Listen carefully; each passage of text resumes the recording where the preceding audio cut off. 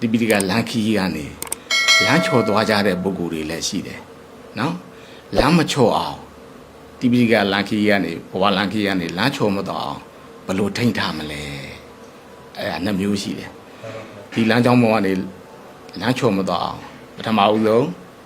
မေတ္တာဘာဝနာနဲ့ထိန်းထားရမယ်နံပါတ်2ဗုဒ္ဓနုတ္တိဘာဝနာနဲ့ထိန်းပြီးတော့ထားရမယ်ဒီကမ္မထာနှမျိုးနဲ့ဒီပိဋကလမ်းကြောင်းပေါ်ကနေတိမ်ဆောင်မသွားအောင်ဟိုအလောက်ထားရမယ်ထိန်းထားရမယ်ပြီးဒီမှာ၄ဆင့်ရှိတယ်နောက်ဆုံးတစ်ဆင့်အဲ့ဒီတစ်ဆင့်ကျတော့ဘယ်လောက်ကြာတော့ဆိုတော့ဥပဒေ7နှစ်ကြာအောင်ဖြတ်ရတယ်7နှစ်ကြာရှုံးပြီးမှအောင်ခဲ့တာအချိန်ချင်းကြိုးစားပြီးမှနောက်ပြီးဆုံးဘဝကိုမလုပ်ရတာအောင်မြင်မှုရအောင်ယူခဲ့ရတာနော်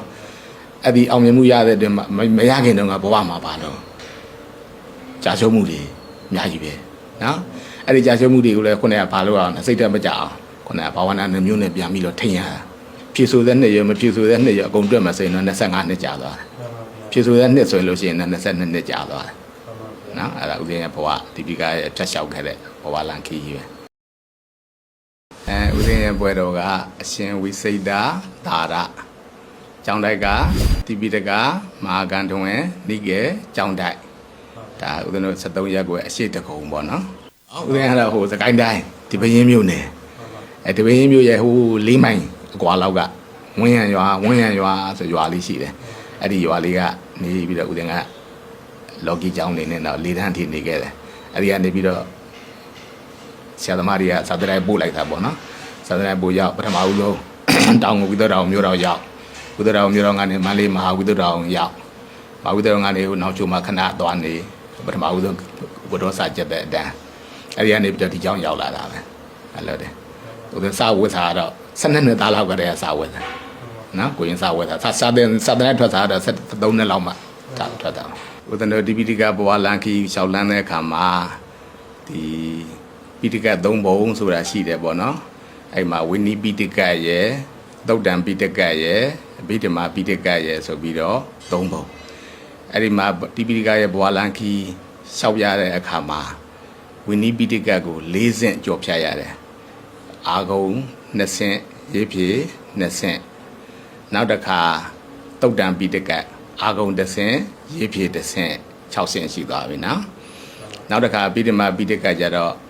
ရှေ့ပိုင်းအာဂုံ1ဆင့်ရေးဖြေ1ဆင့်နောက်ပိုင်းအာဂုံ1ဆင့်ရေးဖြေ1ဆင့်10ဆင့်အလုံးပေါင်း10နှစ်ခီးပေါ့နော်10နှစ်ရှောက်ရတာမယ်ဒါအနည်းဆုံး10နှစ်ရှောက်ရတယ်ဒီပိဋကရဲ့ဘဝလန်ခီးဆိုတာအဲ့ဒီလေ10နှစ်ရှောက်တဲ့အခါကျတော့ဘဝလန်ခီးကရှည်လဲရှည်တယ်ကြမ်းတမ်းလဲကြမ်းတမ်းတယ်ဘာလို့လဲဆိုတော့အနည်းဆုံး10နှစ်ရှောက်ရမှာနော်10နှစ်ရှောက်ရမှာဆိုတော့ရှည်လဲရှည်လျရတယ်ကြမ်းလဲကြမ်းတမ်းတယ်ဒီကမ္မထာနှမျိုးမရှိဘူးဆိုရင်လမ်းကြောင်းပေါ်ကနေပြီးတော့တိမ်ဆောင်သွားဘာကြောင့်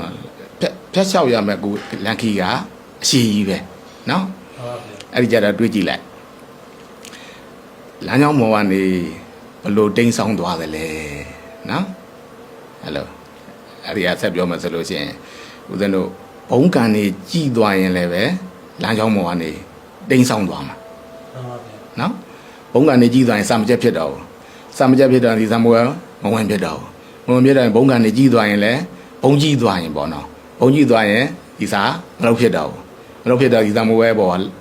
စောင်းသွားလမ်းကြောင်းပေါ်ကနေရွေ့သွားတာနောက်တစ်ခါဘုံကံနေနဲသွားရင်လည်းဒီလမ်းကြောင်းပေါ်ကနေရွေ့သွားမှာနော်မလုပ်ဖြစ်တော့ဘုံကနေနေတာဘာတော့မိဘကိစ္စတွေဆရာသမားကိစ္စတွေဟိုကိုယ့်ရဲ့ကျမ်းမာရေးကိစ္စမပြည့်စုံတာတွေကျန်တဲ့အကြောင်းကြောင့်ဘုံကနေသွားတယ်လို့ခေါ်တယ်အဲ့ဒါဆိုရင်လည်းစာဆက်ပြီးတော့မလုံနိုင်ဘူးနော်မလုံနိုင်တဲ့ခါကျတော့လမ်းကြောင်းပေါ်ကနေအောက်ယော့သွားတာနော်အဲ့ကြတော့ဒီပိကသံမဝဲကိုဝင်တဲ့ပုံကူတွေကအဲ့ဒီ2မျိုးကိုမဖြစ်မိအောင်ထိန်းထားတာဒီလမ်းကြောင်းပေါ်ကလမ်းချော်အထက်ဘုံကန်ကြီးလို့လည်းလမ်းချော်မသွားရအောင်ဘုံကန်နဲလို့လည်းလမ်းဒိတ်မသွားအောင်ချော်မသွားအောင်မလုပ်ရမှာနော်ခုနကဘာဝနာ2မျိုးနဲ့ထိန်းထားရမှာနော်ဘာလဲလဲဗုဒ္ဓနုတ္တိရဲ့မေတ္တာရဲ့အဲ့ဒါနဲ့ထိန်းထားရမှာအဲ့ဒါကဘဝရဲ့အကောင်းဆုံးဟိုကိုဘဝကိုလမ်းကြောင်းအမှန်ကိုရောက်အောင်တဲ့ပြီးမယ်တရား2ခုပေါ့နော် အဲ့ဒီကကူနဲ့ကိုလမ်းကြောင်းမှန်ကိုရအောင်တဲ့မှာအဲ့ဒါကဘာတော့ဘောရနုတ္တိနဲ့မေတ္တာနော်ဟုတ်ပြီဦးသိန်းကတော့ဒီစံမွေးကိုအသက်ကြီးမှစဝင်တာပေါ့နော်29နှစ်ဝန်းကျင်လောက်မှစဝင်တာဝင်တဲ့ခါကျတော့အခက်အခဲမျိုးစုံကတော့ကြုံရတာပါပဲကြုံရတဲ့ခါကျခုနကဆရာသမားတွေနီးပေးထားတဲ့အတိုင်းငါဒီစံမွေးကိုဝင်ပြီဆိုတဲ့ဒီလမ်းကြောင်းပေါ်ကစောင့်မတော့အောင်ငါလုပ်မယ်ဘာနဲ့ထိမ့်မလဲခုနကတရားနှမျိုးနဲ့မိမိကိုလည်းထိမ့်တယ်ကိုနဲ့ဆက်ဆက်ရဲ့ပုဂ္ဂိုလ်တွေလည်းပဲထိတ်ထအောင်ပြောတယ်နော်အဲ့ဒီကြတော့မိမိဒီလန်ခီကိုဝင်တဲ့အခါမှာ29နှစ်လောက်ကစပြီးတော့ဝင်တယ်ဒီကျောင်းကိုရောက်တဲ့ခါကျတော့ဦးဇင်းက1360နဲ့5ခုနှစ်မှာရောက်တယ်1365ခုနှစ်ကဟိုပထမဦးဆုံးစဖြည့်ခဲ့တာကတော့ဟိုနောင်ချိုမြို့ဂတိပင်ကျောင်းကနေစဖြည့်ခဲ့တာအဲ့ဒီမှာပထမဦးဆုံးဝင်းနီးတန်းကိုစဖြည့်ခဲ့တာပေါ့နော်ဝင်းနီးတန်းစဖြည့်အဲ့ဒီကနေပြီးတော့တနေ့နာပြီးတော့65ခုနှစ်ကျဒီမှာရောက်လာတာဒီမှာရောက်လာတာစပြီးတော့ဒီ65အခါနေစပြီးတော့ဒီမှာရောက်လာတယ်ရောက်လာတဲ့အခါကျတော့နားတဲ့တင့်တည်းရောအကုန်တွက်လိုက်ရင်ဦးသိန်းရဲ့ဒီပိဋကလန်ခီကဒီပိဋကဒရအထိ14နှစ်ကြာနော်14နှစ်ကြာတယ်မှာနားတဲ့3နှစ်နှုတ်လိုက်ရင်တော့17နှစ်ကြာမှာပေါ့နော်17နှစ်ဒီပိဋကဒရပြီးရောဒီဘက်နောက်ဆုံးဆင့်10ဆင့်မြောက်ငါဒီလေးလမ်းကြောင်းပေါ်မပြီးမချင်းဒီလမ်းကြောင်းပေါ်ငါတိတ်ဆွာလို့မဖြစ်ဘူးစောင်းသွားလို့မဖြစ်ဘူးဒီဘောနာမျိုးကိုငါအမြဲတမ်းနေ့စဉ်မိမိရဲ့ကမ္မထမ်းဖြစ်ပဲနှလုံးသွင်းပြီးတော့ဒါကိုအမြဲတမ်းဆောင်ရွက်ပြီးတော့ထားတာ။နောက်ကြောင့်မို့တိတ်မသွားအောင်နော်။အဲ့ဒါဥစဉ်ဘယ်နှစ်ကြာခဲ့အောင်ဆိုတော့နားတဲ့နှစ်ရွတ်တွက်လိုက်ရင်တရားဖြစ်တဲ့အထိ14နှစ်ကြာတယ်။ဒီဘက်က17နှစ်။အဲဒီဘာဝနာနှမျိုးကတော့လူတိုင်းပွားတင်တယ်။ဘာကြောင့်လဲ။ဘောဓနုတ္တိပွားလို့ရှိရင်ဘဝရဲ့ယုံကြည်ချက်တွေပြည့်စုံလာတယ်။ယုံကြည်မှုတွေအားနည်းနေဘောဓနုတ္တိဘာဝနာကိုများပွားပေးရတယ်။အဲဆိုရင်ဘဝရဲ့ယုံကြည်မှုတွေပြည့်ထက်သန်လာတယ်။ဒီပိဋကလမ်းကြောင်းမှာရှောက်တယ်ပြီးအောင်ရှောက်မယ်ဖြစ်ကိုဖြစ်ရမယ်အဲ့ဒီခွန်အားတွေဖြစ်လာတယ်ဘောဓနုတ္တိကနော်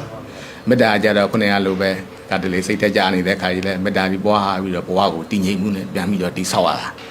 ဒီဘာလို့ဆိုတော့ဒီဥဒ္ဒနတိပိဋကဆိုတာက10ဆက်မှရှိတာလေတကယ်တမ်းတစ်နေ့တစ်ထန်းအောင်မယ်ဆိုရင်10နှစ်နဲ့ပြီးသွားမှာဒါမှလည်းလူတိုင်းမပြီးကြ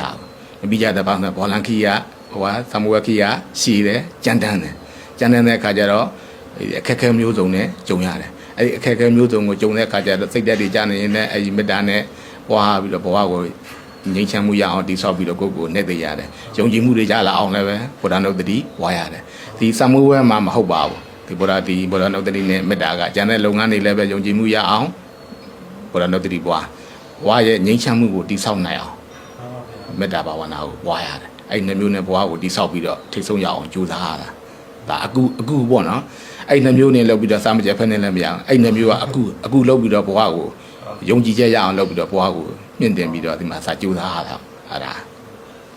လောက်ဆောင်တော့မှပရိပတ်ပေါ့တောင်းနာတော့ရဲ့တောင်းပါတယ်လဲဆိုတော့စာပေလဲသင်စိတ်လဲပြင်ကိုသိသမျှဖြန့်ဝေမှာလောကသာသနာကြီးပွားမည်တဲ့နော်စာပေလဲသင်ဆိုပရိယတ်ကိုပြောတာပရိယတ်ကိုသင်တာဆိုတာစာပေလဲသင်စိတ်လဲပြင်အဲ့ဒီပရိယတ်ကိုသင်ရင်းနဲ့ကိုယ့်ရဲ့မကောင်းတဲ့အမှုအကျင့်စုစိုက်တွေကိုပြင်ရမှာစာပေနဲ့လာတဲ့အတိုင်းငါရဲ့အတွေ့ငါရဲ့အပြောအဆိုအမှုရာတွေစာပေနဲ့မညီဘူးဆိုရင်စာပေနဲ့ညီအောင်ပြင်ရမှာကိုလိုက်နာကျင့်စာပေတိုင်းလိုက်နာကျင့်သုံးရမှာလို့ပြောတာနော်စာပေလဲသင်စိတ်လဲပြင်နောက်တစ်ခါကိုသိသွင်းမြဖြန့်ဝေမှလောကသာသနာကြီးပွားမည်ကိုသိတယ်လို့သူများလည်းသိရအောင်ကိုပြန်ပြီးတော့တဆင့်ပြန်ဖြန့်ရမှာ